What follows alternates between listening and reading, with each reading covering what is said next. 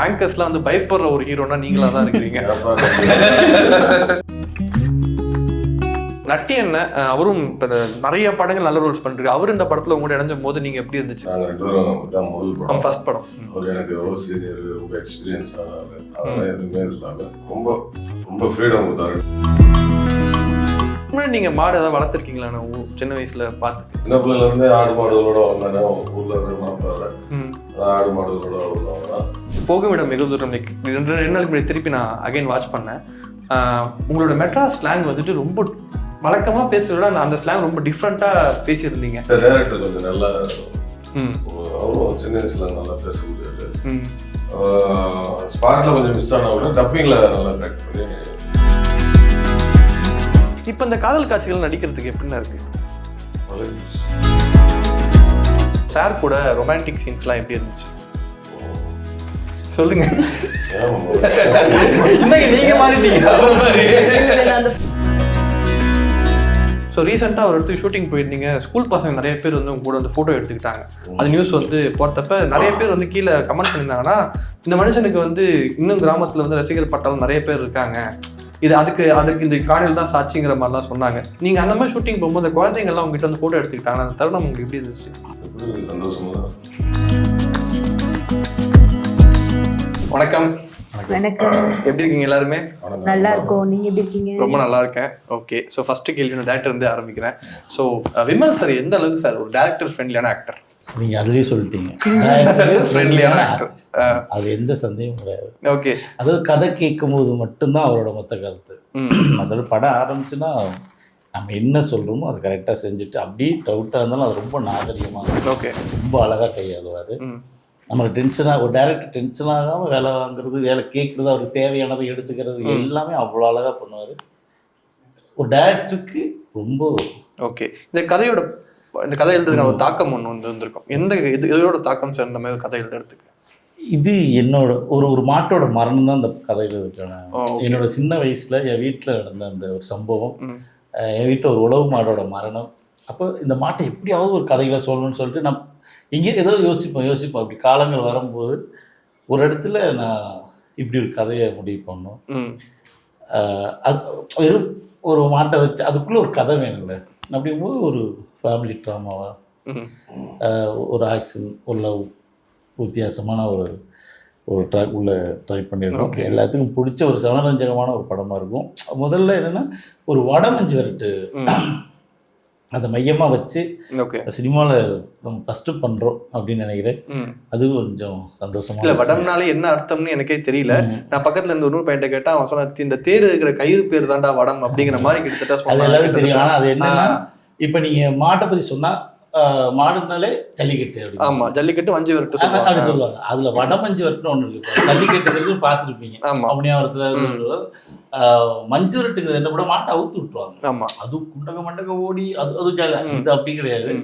ஒரு கிரவுண்டுக்குள்ள ஒரு மாட்டை கட்டி வச்சு அது ஒரு வடத்தை சுத்த விடுவாங்க. அது ஒரு 9 பேர் சேர்ந்து அதை அடக்கணும் அப்படின்னு ஒரு வீர விளையாட்டு. ஓகே, அது மையமாக இந்த கதை. ஓகே, ஸோ உங்களோட ரோல் ட்ரெய்லரில் பார்க்கும்போது வந்துட்டு ஓகே கரெக்டாக அந்த வில்லேஜுக்கு ஏற்ற மாதிரி ஒரு லுக் இருக்குது, எல்லாமே இருக்குது. பட் இந்த கதை கேட்டதுக்கப்புறம் நீங்கள் ஃபஸ்ட்டு நரேஷன்லேயே ஓகே சொன்னீங்களா, இல்லை 2-3 நாள் ஆச்சா ஓகே சொல்கிறதுக்கு? இல்லை, ஃபர்ஸ்ட் நரேஷன்லேயே ஓகே சொன்னேன். பிகாஸ் இந்த கேரக்டரோட ட்ராவல் அப்படி இருக்கும். லைக் ரொம்ப அழகான ஒரு லவ் இருக்கும். அண்ட் மாடு கூட ஒரு பெரிய சீக்வன்ஸ் இருக்கும். த்ரூ அவுட் மாடு இருக்கும். ஓகே, அது செம போல்டாக இருக்கும்ல. லைக் நம்ம தமிழ் பொண்ணுங்களுக்குன்னே ஒரு, அண்ட் நான் தமிழ் பொண்ணு, எனக்கு அது ரொம்ப பிடிக்கும். நம்ம சைடில் இருக்க கல்ச்சர் அப்படி சொல்கிறது நம்ம கிட்ட இருக்க பெரிய பிளஸ் அது. ஸோ எனக்கு அது கூட பண்ணது ரொம்ப பிடிச்சிருக்கும். அண்ட் விமல் சார் கூட சொன்னா எனக்கு இன்னும் ரொம்ப பிடிச்சிருந்துச்சு. லைக் நிறைய ஸ்டோரிஸ், லவ் ட்ராக் நிறைய இருக்கு. அண்ட் இன்டர்வல் போர்ஷன் எனக்கு இன்னும் ரொம்ப பிடிச்ச போர்ஷன். அது படம் வந்ததுக்கு அப்புறம் நம்ம நிறைய பேசுவோம். ஓகே, ஸோ உங்களுக்கு இதுக்கு முன்னாடி மாடோட ஏதாவது இல்ல, இது ஃபர்ஸ்ட் டைம் நான் மாடு டச் பண்றேன். நான் மாடு டச் பண்ணது இல்லை. எனக்கு மாடு பிடிக்கும். பெருசா டச் பண்ற அளவுக்கு எனக்கு சான்சஸ் கிடைச்சது இல்லை. ஃபர்ஸ்ட் டைம் மாடு எனக்கு ரொம்ப பிடிக்கும். ஸோ வந்துட்டு இப்போ எல்லாருமே வந்துட்டு ஆங்கர்ஸ்லாம் வந்து பயப்படுற ஒரு ஹீரோனா நீங்களா தான் இருக்கிறீங்க. இல்லண்ணா, நீங்க நல்ல ஆன்மா தான் பேசுறீங்க. ஆனா கீழே மக்கள் வந்து என்ன சொல்றாங்கன்னா, உங்களுக்கு எல்லாம் இவர் தான்டா கரெக்ட், நீங்க கேட்கிற கேள்விகளும் இப்படிதான் பதில் சொல்லுங்கிற மாதிரி மக்கள் உங்களை கொண்டாடுறாங்களா? அது நீங்க எப்படி பாக்குறீங்க? ரொம்ப சந்தோஷமா பாக்குறேன். அவ்வளவுதான். ஓகே, ஸோ இந்த படம் வந்து பார்க்கும்போது வந்துட்டு கிராமத்து கடனாலே விமலில் கரெக்டாக செட் ஆகிடாதுனால உங்ககிட்ட இயக்குநர்கள் வராங்கன்னு நீங்க நினைக்கிறீங்களா? இல்லை, அதான் அவங்க வச்சிருக்க நம்பிக்கை தான். படம் பொறுத்தவரையும் பார்த்தீங்கன்னா இது வந்து ஒரு கமர்ஷியல் படம். ஆனால் கதை அம்சம் உள்ள ஒரு கமர்ஷியல் படம். இது வந்து நல்ல கதை இதோட இருக்கும். வடமாடு முன்னாடி சொன்ன மாதிரி வடமாடு கொஞ்சம் பற்றி எனக்கு கதை கேட்கும் போதே நல்ல ஒரு ரொம்ப ஒரு ஏன்னா ஃபேமிலி இதில் எல்லாம் கலந்துருக்கு. ஒரு ஃபேமிலி இருக்குது, காதல் இருக்குது, எமோஷனல்ஸ் இருக்குது, காமெடி இருக்குது, அதேமாதிரி இந்த மாடோட அந்த ஒரு வீரமும் இருக்குது. ஆனால் எல்லாம் மிக்ஸ் ஆகி வரும்போது எல்லாருக்கும் ஒரு பிடிச்ச படமாக இருக்கும்.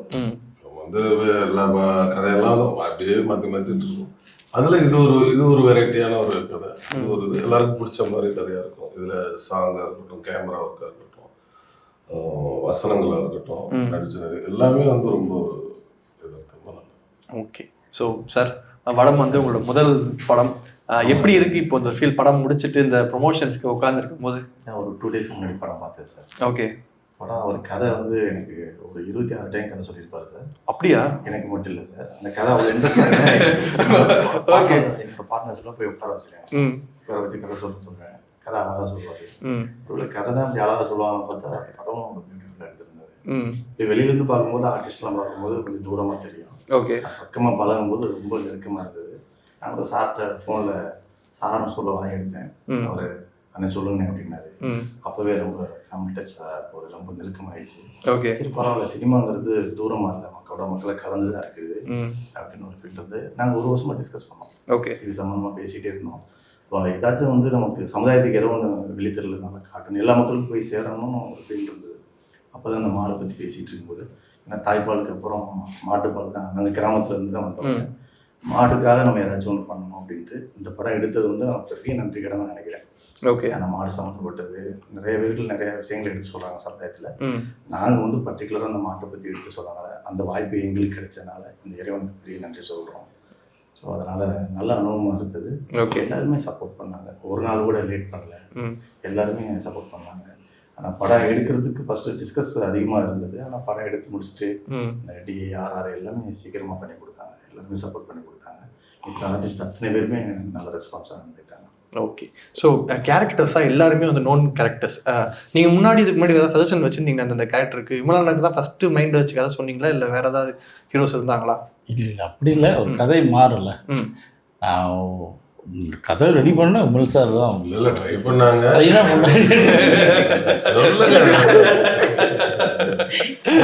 ஒரு கதையை ஆரம்பிக்கும் போது எப்படி வேணாலும் அப்படிதான் இருக்கும். ஆனால் இன்னொரு விஷயம், அதான் நான் இன்னொரு விஷயம் சொல்கிறேன்.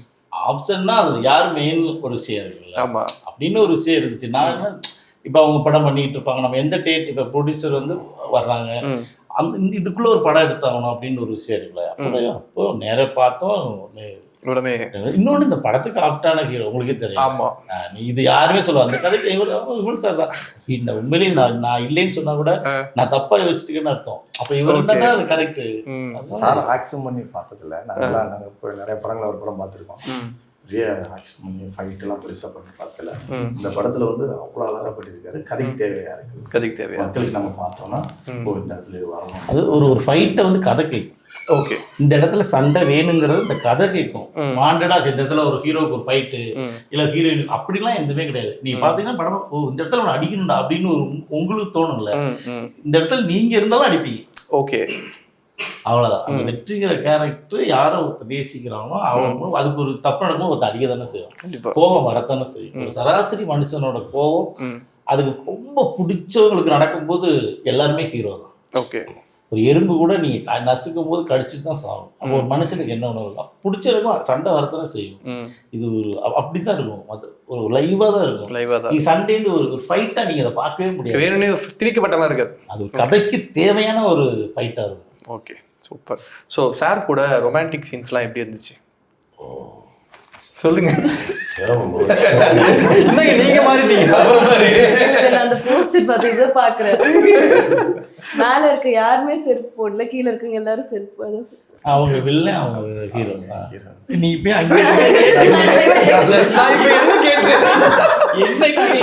ரொமான்டிக்கா ஒரு சாங் இருக்கு, ஆசை கலவாணி சாங்னு. ஸோ இமான் சார்ல பெஸ்ட், எனக்கு ரொம்ப ரொம்ப பிடிச்ச ஃபேவரட் சாங் அந்த சாங். அது சின்மை மேம் பாடியிருக்காங்க. சூப்பர். அதோட விஷுவல்ஸே எனக்கு அவ்வளோ அழகா இருக்கும்.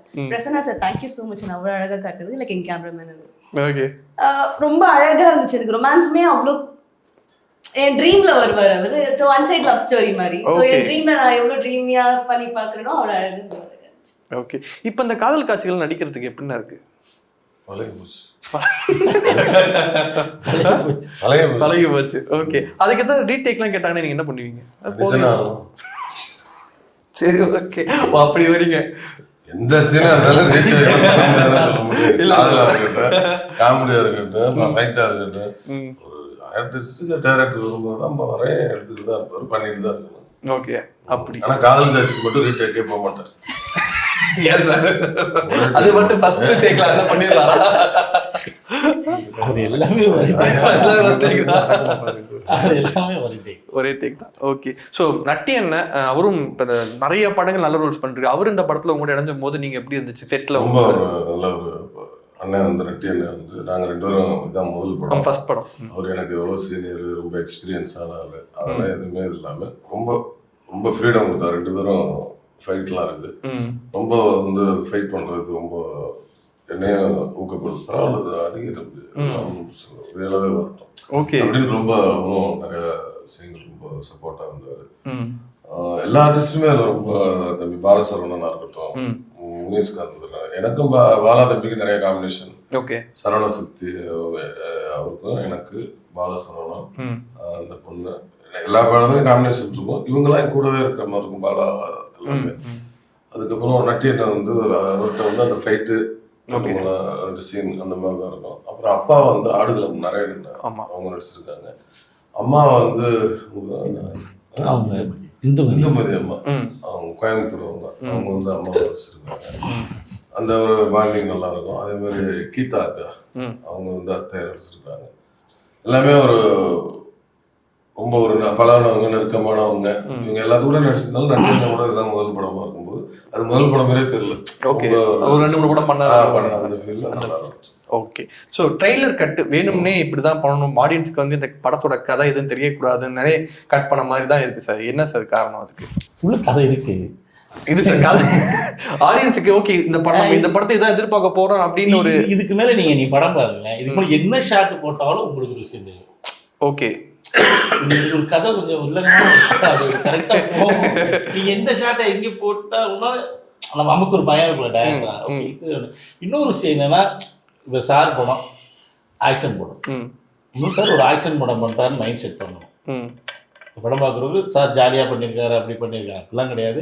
இந்த படத்தில் சார் ஆக்ஷனாக வாங்க, உள்ளே வாங்க, ஒரு ஆக்ஷன் மூட் இருக்குது அப்படிங்கிறது மைண்ட் செட் பண்ணணும்.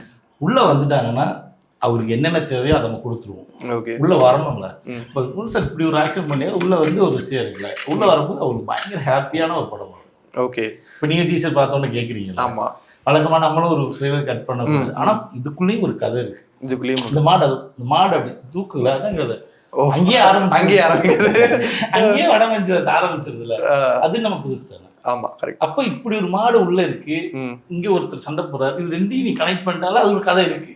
அப்படி. ஓகே. இதுக்கு முன்னாடி நீங்க மாடு ஏதாவது வளர்த்துருக்கீங்களா? நான் சின்ன வயசுல பார்த்து அந்த மாதிரி எக்ஸ்பீரியன்ஸ். மாடு இருக்குது, பால் மாடு, காளை மாடு. காளை மாடு வந்து நான் வந்து வச்சிருந்தேன் இப்போ ஒரு 3-4 வருஷத்துக்கு முன்னாடி, கொரோனாவுக்கு முன்னாடி. ஓகே. பேர்ல வனப்பரில் பெறுவோம். அப்போ கொரோனாவுக்கு அப்புறம் இல்லை. ஆனால் இப்போ வீட்டில் வந்து பசுமை, நான் சின்ன பிள்ளைலேருந்தே ஆடு மாடுகளோட வளர்ந்தேன். ஊரில் இருந்து மனப்பாரில் அதான் ஆடு மாடுகளோட வளர்ந்தவங்க தான். ஜல்லிக்கட்டு காலம் மட்டும் ஒன்று இருந்தது, அது கொரோனாவுக்கு முன்னாடியே கொடுத்தாச்சு. இப்போ வந்து ஒரு பசுமாடு. ஓகே. ஸோ நீங்கள் செட்டுக்கு போயிட்டு ஏதாவது சீன் எடுக்கும்போது போய் பார்த்தீங்களா? அந்த எக்ஸ்பீரியன்ஸ் எப்படி சார் இருந்துச்சு உங்களுக்கு? இது நான் சொல்றேன், அப்படி அவர் அங்கேதான் இருப்பாரு. ஓகே. இன்னொரு விஷயம் என்னன்னா, எப்பவுமே ஒரு டேரக்டருக்கு ப்ரொடியூசர் ஷூட்டிங் ஸ்பாட் வந்தா கோவம் வரும். ஐயோ ப்ரொடியூசர் வர்றாரு, என்ன சொல்றாரு, இவர் வரலன்னா நான் டென்ஷன் ஆயிடுறேன். ஐயோ இன்னும் காணும், என்ன அதான் ஒரு எனர்ஜியா இருக்கும். அப்படி ஒரு ப்ரொடியூசர், அதனால கூடாது. அதனாலதான் நம்ம தேவையை ஈஸியா தெரிஞ்சுக்க முடிஞ்சாரு. இப்ப இது தேவைப்படுது அப்படிங்கிற ஒரு புரிஞ்சு செய்யற விஷயங்கள் அந்த மாதிரி. அதனால ஓகே, அங்கேதான் இருப்பாரு. ஓகே. ஸோ உங்களுக்கு விமல் சார் நடித்த படங்களில் உங்களோட ஃபேவரட் படம்னா என்ன படம்? எனக்கு கலவாணி ரொம்ப பிடிக்கும். கலவாணி தான் நிறைய பார்த்துருக்கேன். விஜய் டிவியில போட்டுக்கிட்டே இருப்பான். அதை நான் சின்ன வயசு நிறைய ஸ்கூல் போகும்போது பார்த்துருக்கேன். ஓகே. ஸோ இந்த மாதிரி நிறைய பேர் வந்து உங்க படம் கேட்டாலே கலவாணி பசங்க அப்படிங்கிற மாதிரி தேசிங் ராஜா சொல்லும்போது உங்களுக்கு இருக்குல்ல, நான் உண்மையிலேயே ஒரு படத்துல நீங்க விமல் சாராவே நடிச்சிருந்தீங்கன்னா எந்த படம் தான்? ரொம்ப கேரக்டர்லாம் மாறாம நான் என்னைய மாதிரி நடிச்சேன் அந்த படத்துல அப்படின்னா ஏதாவது படம் இருக்கா? எல்லா படத்துலயும் சொல்லலாமா? ஓகே. ஸோ இதெல்லாம் இல்லாம இந்த ஒரு படம் ஆடியன்ஸ்க்கு நீங்க ரெக்கமெண்ட் பண்ணீங்கன்னா என்ன படமா இருக்கும்? இந்த படத்தை கொஞ்சம் பாருங்க அப்படின்னு சொல்றேன் என்னோட சமீபத்தில். ஆமா ஆமா, நல்லா இருக்கிறவங்க அவங்களுக்கு தெரியும். ஆக்சுவலா எனக்கு வடம் பார்க்க சொல்லுவேன் அவரோட ஃபேன்ஸ்க்கு பார்க்க சொன்னா. ஏன்னா நான் ஒரு ஃபேனா இருந்திருக்கேன். எனக்கு சில பாடிமொழி சாங் எல்லாம் அவர் பெர்ஃபார்ம் பண்ணும்போது செம்மையா இருக்காருல்ல அப்படின்ற இருந்துச்சு. ரொம்ப அழகா இருந்தாங்க. மாடும் அவரும் அன்னைக்கு ஃப்ரேம் பார்க்கும்போது ரொம்ப அழகா இருந்துச்சு. ஓகே. அந்த மாதிரி ஃபேன்ஸ்க்கு எல்லாமே வடம் கொஞ்சம் செம்மையா இருக்கும். ஓகே. ஸோ நான் போகுமிடம் வெகு தூரம் ரெண்டு நாளுக்கு முன்னாடி திருப்பி நான் அகைன் வாட்ச் பண்ணேன். உங்களோட மெட்ராஸ் ஸ்லாங் வந்துட்டு ரொம்ப வழக்கமாக பேசுறத அந்த ஸ்லாங் ரொம்ப டிஃப்ரெண்ட்டாக பேசியிருந்தீங்க. அது எப்பயாவது உங்ககிட்ட சொல்லுங்க, 2 நாள் இன்டர்வியூ வரும்னு எனக்கு தெரியாது. அதே மாதிரி அந்த படம் வந்து உங்களுக்கு நீங்கள் சொன்ன மாதிரி இப்போ போன இன்டர்வியூ சொன்ன மாதிரி அது நீங்கள் தொடர்ந்து பண்ண கேட்டாலும் அது ஒரு டிஃப்ரெண்ட்டான படம். அந்த இயக்குனரோட திருப்பி ஒரு படம் பண்ணணும் அப்படின்னு ஒரு பேச்சுவார்த்தையும் நடக்கலையாண்ணா? ஏன்னா தொடர்ந்து வெவ்வேறு டேரக்டரோட படம் பண்ணுறீங்க, ரிப்பீட் பண்ணக்கூடாதுன்ற ஒரு முடிவில் இருக்கீங்க? இல்லை இது அப்படிலாம் முடிவு இல்லை. அவங்க இன்னும் எழுதிட்டு இருக்காங்க. எழுதி முடிச்சோன்னே ஆர்டிஸ்டாக பார்ப்பாங்க. ஓகே. முதல்ல கதை எழுதி முடிக்கணும். அது எழுதி முடிச்சுட்டு கூப்பிட்டாங்கன்னா அவசியம் இருக்கணும்.